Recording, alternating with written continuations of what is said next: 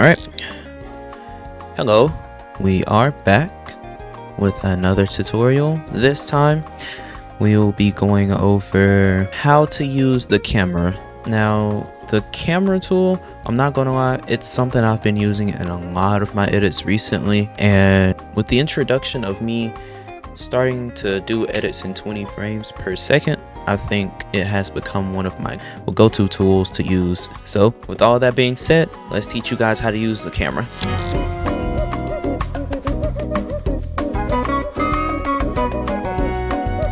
So for starters, you want to go ahead and put in your two photos. I think I'm going to put a second in between each photo, so this transition is actually going to be 2 seconds long.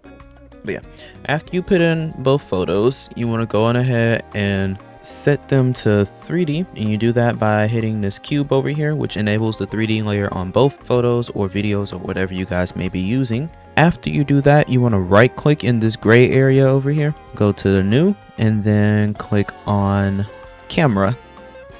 I think the settings that I use for my camera are different from the actual default ones, so if you want to copy my settings, you can go ahead, but if not, you can keep it at the default ones. It really doesn't matter. But after that, you hit OK, and it brings in the camera, which is usually going to have camera 1 as its name. From there, you want to click in the gray area again, right click it, hit new, but this time we'll be bringing in a null object instead of a camera, and that's gonna go over your camera. From here, you want to set the null layer to a 3D layer as well. You all go ahead and hit the box that is under the cube, thus enabling the 3D layer on it. From there, you want to go to the squiggly line that's right here. You want to click and hold over that, drag it over the null object and release it. And then from there, you'll now be initiating the transition from the null layer.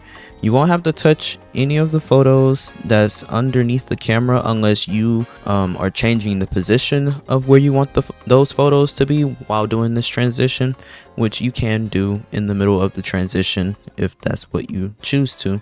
But I think I'm going to change it around as we're going. All right. So from there, you want to go ahead and click on the null object, and then we're going to press P to bring up our position. From here, you want to click on the stopwatch that's by the position, and that's going to bring the start of this transition up.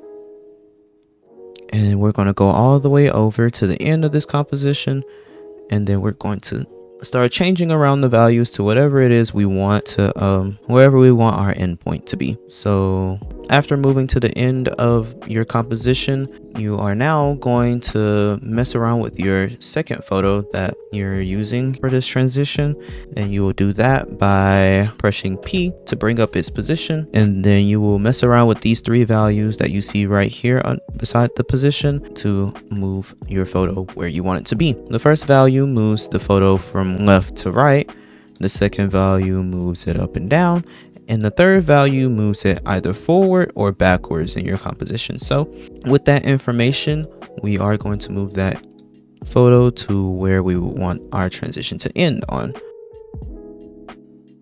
And then I'm also going to mess around with the rotation. I'm going to do this by pressing R over the same photo. And when changing the rotation, you can change either the X, the Y, or the Z. The X this time moves it, flips it forward or backwards. Y moves it either from the left or to the right, flipping.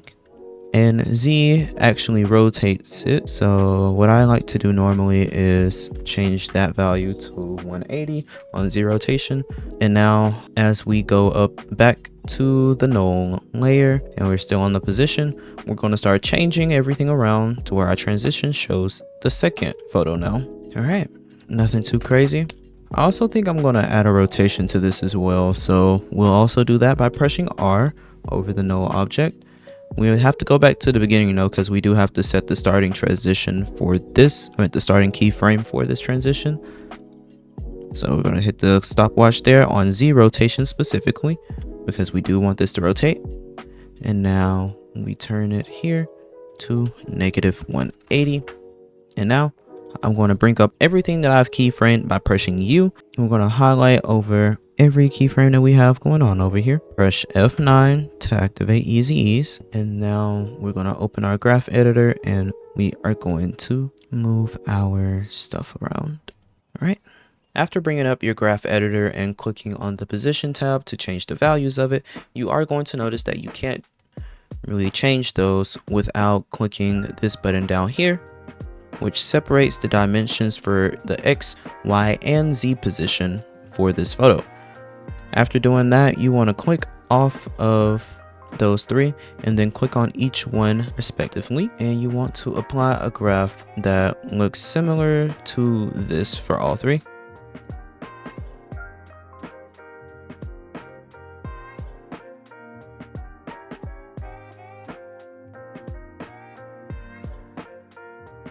All right. Now after doing that, you can go ahead and exit out of your graph editor and view your transition.